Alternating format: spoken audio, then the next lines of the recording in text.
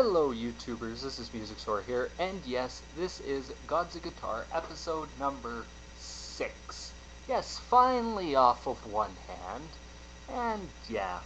And in this episode, as you can read up top there, is about Mick Box. And there are people out there that are going to be saying, who the fuck is Mick Box? Mick Box is a guitar player who has been in pretty much since 1969, one band, and is still touring, still doing stuff today, and all that, but less about that right now, and more into the career of Mick Box. Mick Box was born June 9th, 1947, in England, and instantly, in the 60s, was a part of two bands. And those would be, at first, the Stalkers, and then later joined or formed a band with a very good singer, I still say one of the greatest singers of all time, in David Byron, who named the band Spice, as I said, and then later went and met up with another member who was in countless bands and all that, and even during his time with this band did many side projects, Ken Hensley. And they went with John Newton and some drummer no one remembers and formed Uriah Heep. Now Uriah Heep is one of those bands that some would say, God of Guitar, what?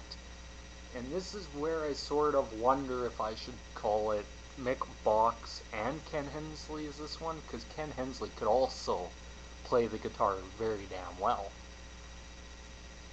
Genres that Uriah Heep / Stalkers and Spice went with were hard rock, you could say progressive rock, heavy metal, soul, jazz, and even the more forgotten genre of heavy psych, which was a phenomenal genre, featured some great bands. Now, albums that Mick Box worked on. Very heavy, very humble. Salisbury, Look at Yourself, Demons and Wizards, The Magician's Birthday, Sweet Freedom, Wonderworld, Return to Fantasy, High and Mighty, Firefly, Innocent Victim, Fallen Angel, Conquest, Abominog, Head First, Equator, Raging Silence, Different World, Sea of Light, Sonic Origami, Wake the Sleeper, Celebration, and recently Into the Wild, but also with David Byron's band, which I guess I forgot to mention earlier. He also did some stuff with David Byron, sololy, called Take No Prisoners and Baby-Faced Killers. Now, he's also had some phenomenal songs that he worked on as well. Gypsy, Bird of Prey, Look at Yourself, I Want to Be Free, July Morning, Tears in My Eyes, Shadow of Grief, Love Machine, Easy Living, Circle of Hands, All My Life, The Spell, The Magician's Birthday, Sunrise, Echoes in the Dark, A Traveler in Time, Weep in Silence, Stealin', I Won't Mind, Suicidal Man, and countless other songs that he's worked on that were just great tracks. Now, some will ask, what was Mick Box's influence on music and all that? And I think he was a part of a band that, with Ken Hensley and David Byron and John Newton, who was their bass player for, I think it's John Newton or Paul Newton or something for a while, went and pushed the boundaries of music, and then later Gary Thane replaced Newton and Lee Kerslake became pretty much the permanent drummer for the band. But you could ask, what was their influence? And I really think about this. Think if Uriah Heep, even with Demons and Wizards, when it was very, very commercial, it's probably their most commercial album they ever did. Let's say that album didn't come out.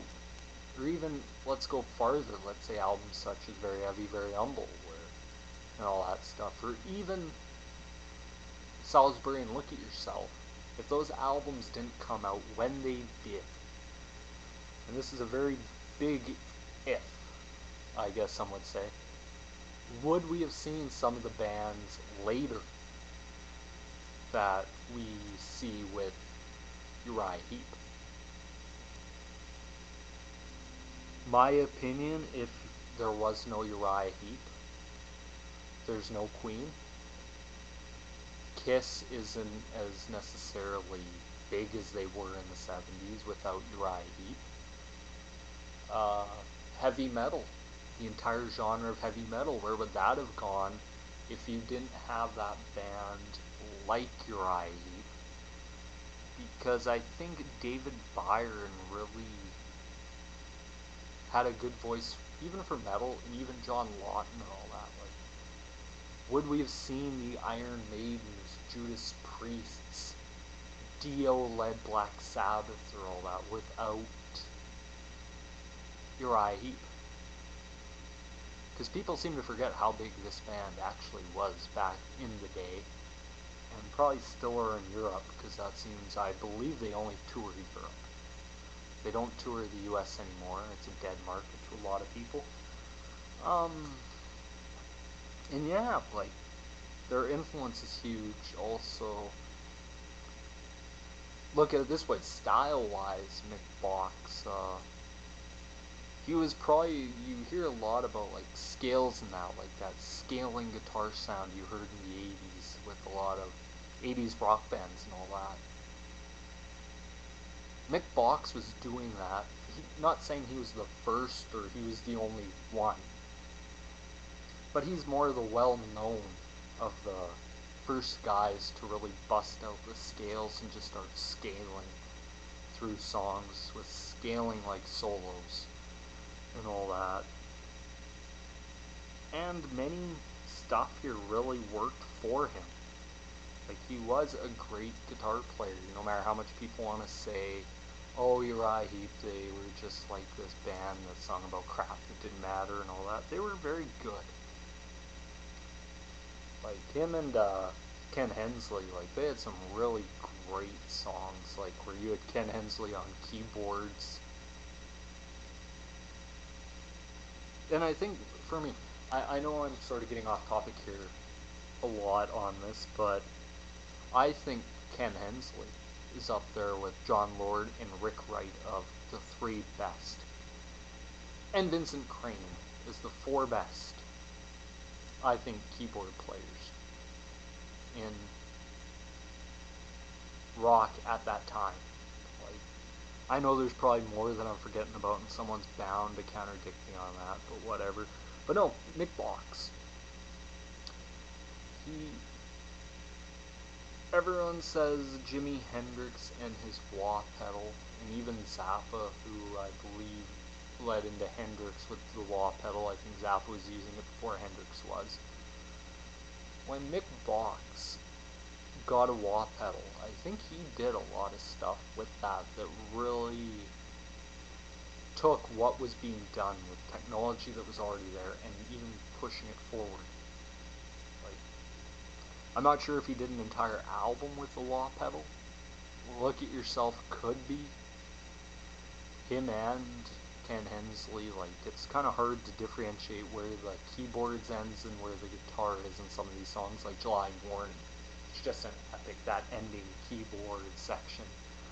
I think there was some stuff in there, but no, Mick Box, like, to me, he is a god of guitar. I know people will not agree with this, saying, where's Jeff Beck, where's Jimi Hendrix and all that. This one I wanted to do personally because, to me, Mick Box is a phenomenal guitar player.